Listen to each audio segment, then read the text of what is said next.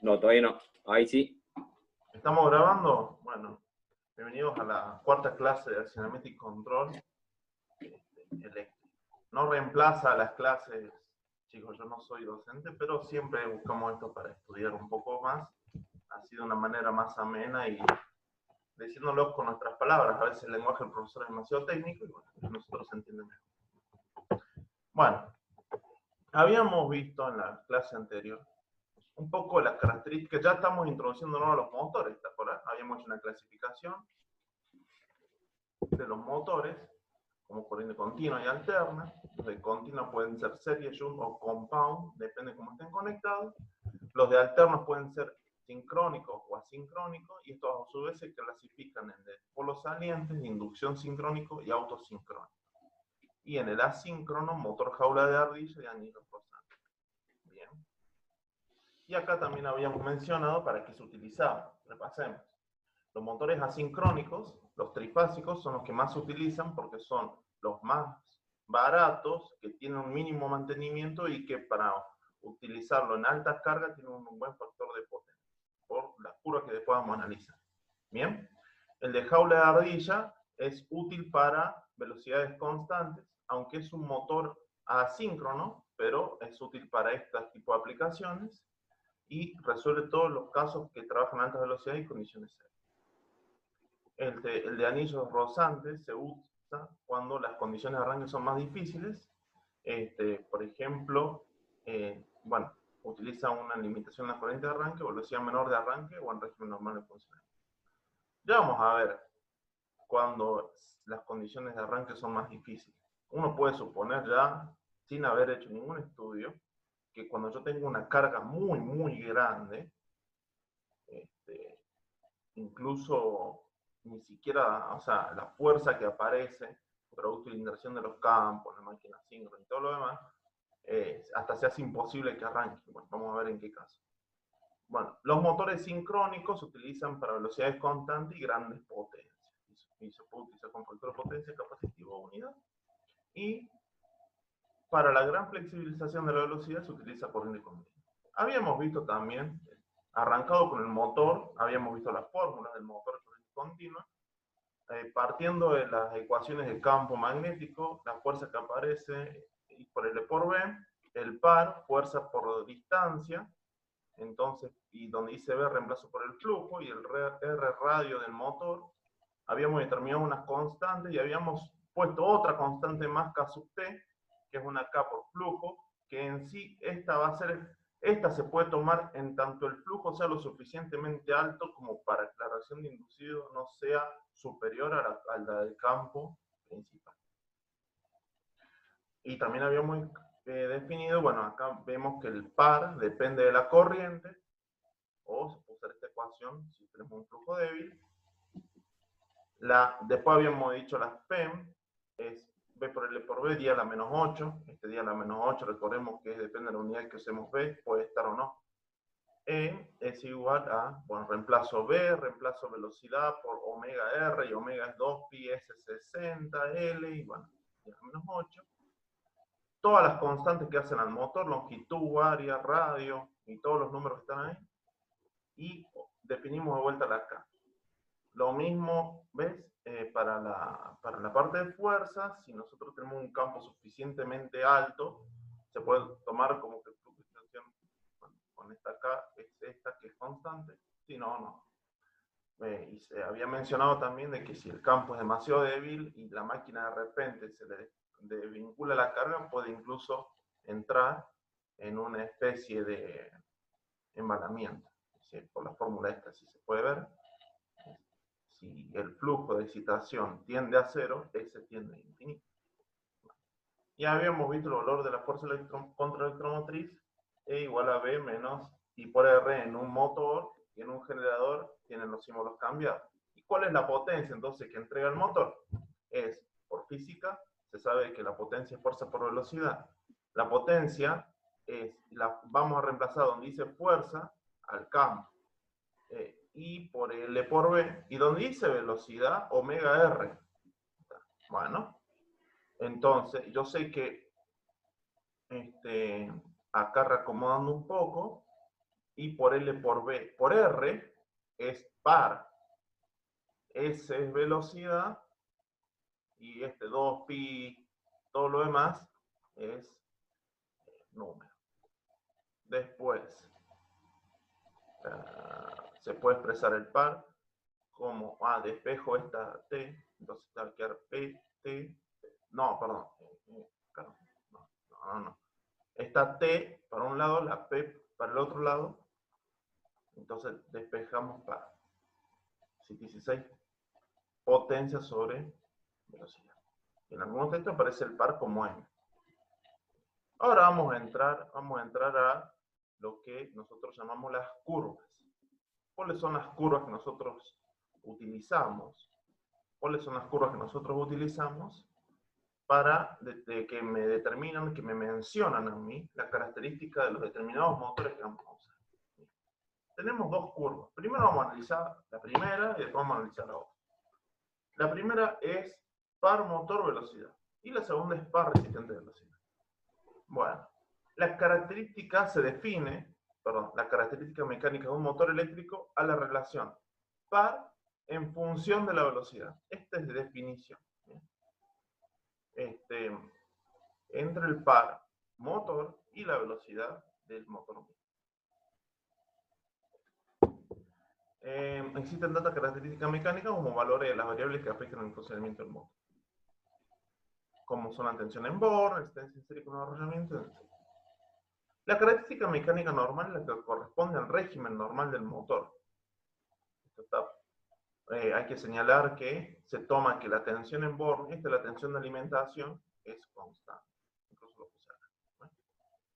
Bueno, ¿qué más tenemos acá? La característica, vamos a señalar esto. La característica mecánica normal, pero que no se me tilde, y la característica mecánica de una máquina accionada es la otra que vamos a ver, que es la curva par, pero dice MR. ¿Y qué es MR? Es el par resistente. Es la relación entre el par resistente y la velocidad de la máquina. Depende, va a haber distintas cargas y distintas máquinas que van a reaccionar de manera distinta ante las diversas cargas que se apliquen. Y también dependerá del motor que estemos usando. ¿Bien?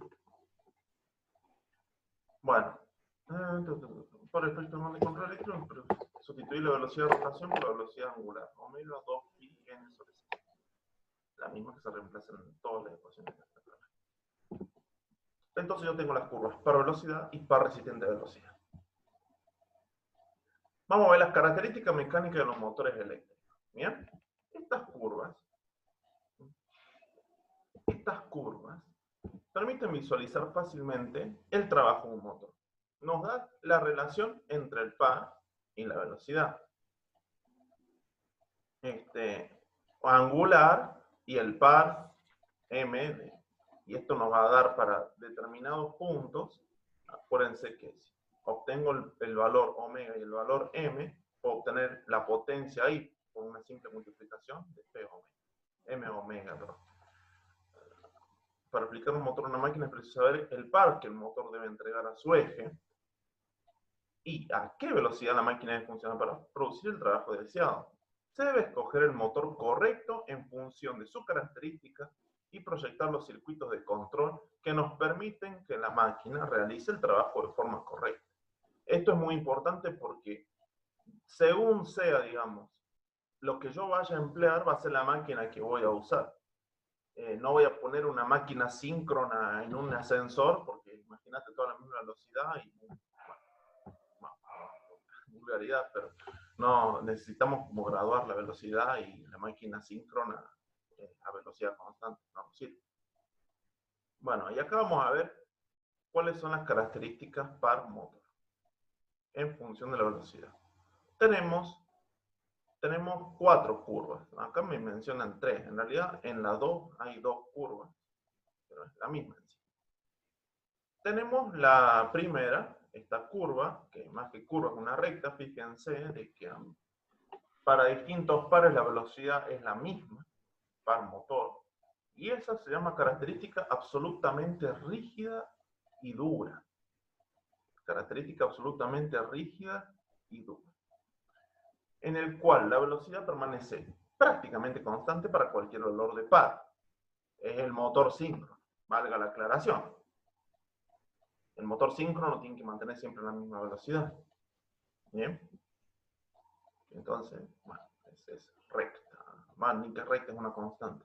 Recta es así.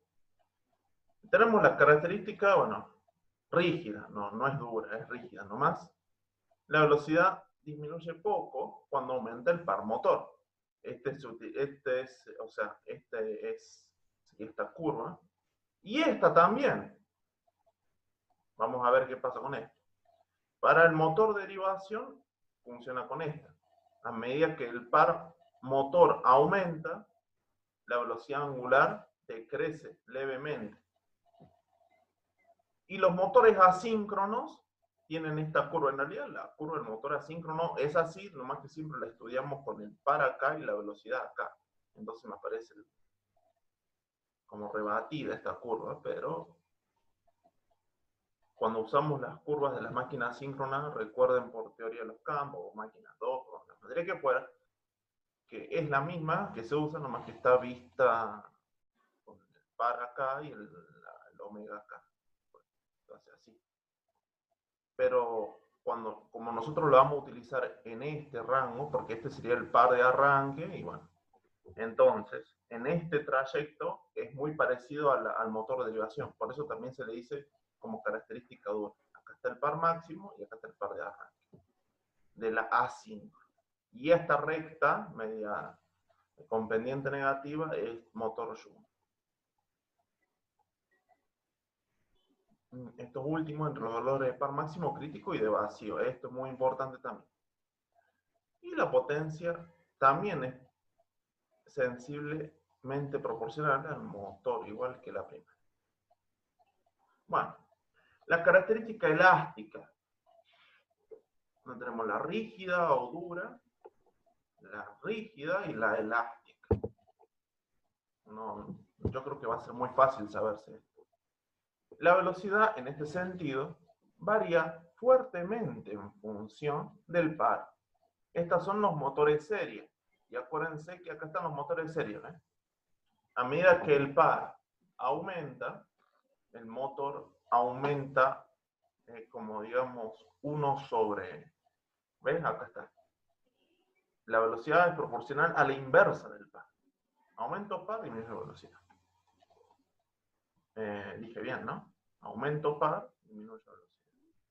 En cambio, las primeras dos prácticamente como que, aunque aumente el par y disminuye, no es tanta la disminución, pero esta es muy pronunciada. Los motores compound poseen una característica intermedia entre las dos anteriores en función de la influencia de ambos arrollantes. Son útiles en ciertas máquinas que requieren un par enérgico en el arranque y una velocidad prácticamente constante durante la marcha. Bien, eso es. Entonces, más o menos, vamos memorizando que cada curva. Bueno, recordando un poco lo que se ve en máquinas 1, tenemos valores en tanto por 1. Son valores relacionados referidos a valores fijos o base. Se toman los valores como base, los nominales, digamos. Esto nos permite comparar el trabajo en motores de varios tipos y tamaños. Así como también en sistemas eléctricos de potencia, nosotros referimos, para hacer el cálculo del cortocircuito, referimos todo a un valor, en tanto para igualar los niveles de tensión. ¿Se acuerdan que era uno de los objetivos de trabajar en tanto por uno? Bueno, acá es para poder referir todo, digamos, a una misma base. En los sistemas eléctricos se utiliza por general 100 megas. Y acá será depende del motor. Esto nos permite comparar el trabajo de motores de varios tipos de tamaño. Para aplicar los resultados calculados por un motor a otros motores de característica similar, es necesario representar la característica mecánica en valores en tanto por uno, tomando como base la velocidad nominal y la plena carga. Acá tengo par velocidad, y tengo para la velocidad N2 todo esto. para n, digamos, n de velocidad. Esto es angular. De esta forma, trabajamos con motores de distinta envergadura. Se comparan los motores representándolos en un mismo diagrama, que constituye la ventaja de trabajar en valores tanto por. ¿Ves? Y acá está como se refiere, ¿ves? Si yo tengo un par de 8, un par nominal de 10, obtengo un par en tanto por 1 de 0,8. Y para el motor 2 no. O sea, siempre es el motor sobre la base que se elige. ¿Bien?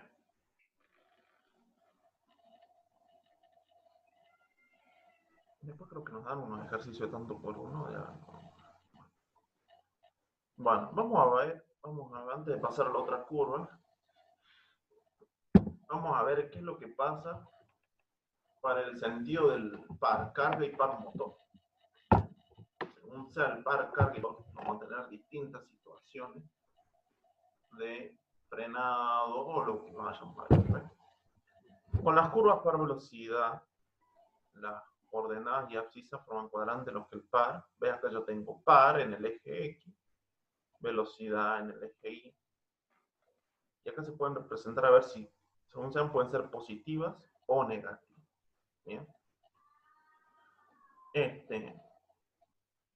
Fijémonos una cosa, si la velocidad del motor, en este caso, no estamos trabajando, la carga es verdad, la carga va para el otro análisis, pero si la velocidad y el par tienen el mismo sentido, que es el caso 1 y 3, fíjate que par y velocidad, aunque acá está bajando la carga y acá esté subiendo, tienen la misma velocidad. Entonces acá estamos viendo que es un motor convencional. Pero sin embargo, si yo de repente estoy girando para este lado, o sea, y ahora el par motor va para este lado, es que el par cambia de negativo, pero acá la velocidad es la misma, es como que yo aplicara un freno. Bueno, no sé por qué puse generador. Claro, puse generador porque vos fíjate que el motor funciona como freno en realidad. Pasa que acá decía que es como que la energía se devuelve a la red o se disipa. No es un generador como tal. En realidad lo que queremos ver acá es que ocurre un frenado, al igual que acá. Acá no es generador, disculpe. Pero acá, digamos, es un motor porque la velocidad y el par van a acompañar en un sentido, y acá es un freno. Más. Lo voy a cambiar ahora, si no, no lo voy a hacer más. A ver si se puede cambiar. Acá, donde dice generador, tiene que decir freno. Que no me vean los profesores de accionamiento, que no vean este video, porque si no, me van a preguntar de las cosas que más me he equivocado. Y acá va freno también.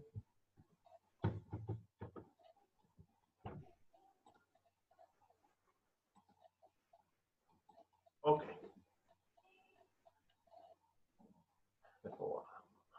Bueno. Y ahora vamos a ver las características de las máquinas accionarias. Ahora vamos a ver las otras curvas. Ya hemos visto las curvas del par mecánico de cada máquina. Y ahora vamos a ver las características mecánicas de las máquinas accionadas cuando tienen carga. ¿Bien? Entonces, el motor sí, bueno, se tiene que adaptar a la característica mecánica de la máquina accionada. O sea que se necesita conocer cómo es que varía el par resistente en función de la velocidad. O sea que acá ahora nos ponemos al lado de la carga. Yo soy la carga. Y vamos a ver cómo es que varía la carga en función de la velocidad. Los regímenes transitorios dependen de la variación del par motor del motor y del par resistente de la máquina accionada.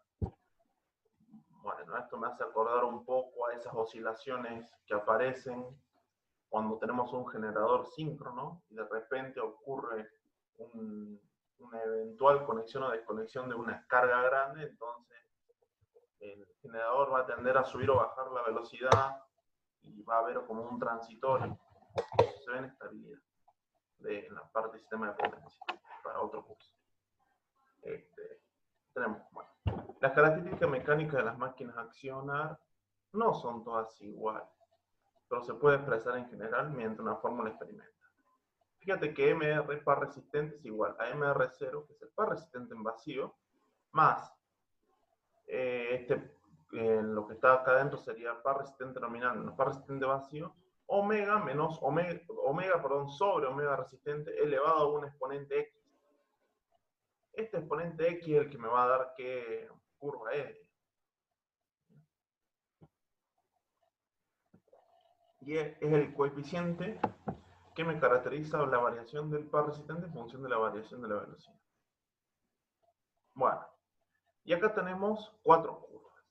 Bien. Son parecidas a las otras, pero vamos a ver, también es par, pero este par es par resistente, no lo indica acá, o capaz que hay un error de tipeo, pero este es par resistente. ¿Ves? Par resistente en función, ¿ves?, de omega sobre omega n. En este caso vamos a ver para qué caso. Tenemos la curva 1, característica independiente de la velocidad. Esa par constante. Por ejemplo, los aparatos de elevación, los mecanismos de avance de máquinas de herramientas, las bombas de pistón, las cintas transportadoras. Por ahí es muy medio como complicado ver que el par, fíjense el par desde el punto de vista de la carga. Bueno, si se lo razonan un poco y se lo imaginan, también es fácil. Fíjense en un ascensor, yo estoy bajando del piso 15 a la planta baja o subiendo. Yo solo con 3 personas más gorditas o muchas personas en el ascensor va a subir y bajar a la misma velocidad. Va a tener que va a tener que aplicar bueno, más par, pero la velocidad es la misma. Creo que no es un buen pero ¿cuál sería un buen ejemplo, Mati? No, no está bien. Más o menos está bien el ejemplo. Sí. Sí, como les digo, es un poco complicado ver la carga. Pero bueno, todos los que son aparatos de elevación, cinta transportadora, ahí está, mejor con la cinta transportadora. El par tiene que ser igual, dependiendo igual cuánto sea lo que le pongo. Bueno, pero la velocidad, para distintas velocidades, el par es el mismo. Entonces el exponente es 1. Acuérdense de verlo desde el punto de vista de las cargas. Después tenemos el 2, que es la recta, que crece linealmente. Entonces, bueno, en el primer caso era 0, el x acá es 1. Entonces el par resistente es en función de omega sobre omega n, donde crece linealmente con la velocidad. Entonces, por ejemplo, es el accionamiento de un generador con excitación independiente cuando tiene por carga una resistencia fija. Perfecto. Bueno, ¿qué más? Tenemos, no, porque claro, la velocidad y el par, acuérdense, el par resiste. Después tenemos la característica que crece parabólicamente con la velocidad, todo lo que tenga que ver con máquinas fluidas, con fluidos, perdón, varían al cuadrado. Ventiladores, bombas centrífugas, hélices, de buque, todas las máquinas que trabajan con fluidos utilizan F omega sobre omega n al cuadrado. Bueno. Y el 4 es aquel que decrece de forma no lineal. Fíjense que a mayor par resistente, la velocidad baja. Ejemplo, cuando yo tengo un torno, una fresadora, ven acá dice, que crece en forma no lineal con la velocidad. La potencia absorbida por la máquina permanece constante. Este creo que es el ejemplo de ¿cómo que se llama esa máquina para hacer agujeros en la pared? Taladro. Sí, no, perdón. Agujereador. Es la que hace agujeros. Qué vergüenza, bueno. Si se me había ido el nombre, lo estaba pensando hace como 10 minutos. Pero bueno, esta sería la cuestión. Bueno, otro ejemplo. Entonces, si queremos ver la que es constante, correspondería, por ejemplo, a una cinta transportador, una bomba de pistón, toda la máquina que se usa para elevación. La que es lineal es para accionar un generador por excitación independiente. La que es parabólica es para las máquinas que utilizan fluidos, o vaya, que trabajan con fluidos, mejor dicho. Y la que decrece de forma, digamos, hiperbólica son todas las máquinas, herramientas, como la agujereadora. Sí, es como lo dice el Mati, por lo que en general son las máquinas más comunes, que en realidad con nosotros aplicarle un par, una fuerza resistente, lo que nosotros hacemos es frenar la máquina, por eso es esa curva, como va descendiendo inversamente. Exacto, exacto. Gracias, Mar. Bueno, ahora vamos a ver un tema. No, creo que vamos a hacer otro. No importa, no importa, lo subo igual. La cantidad de errores que debe tener. Bueno, ahora vamos a ver la aceleración y desaceleración de los accionamientos. Dame un segundo, Mati. No, un segundo. Bueno, dale.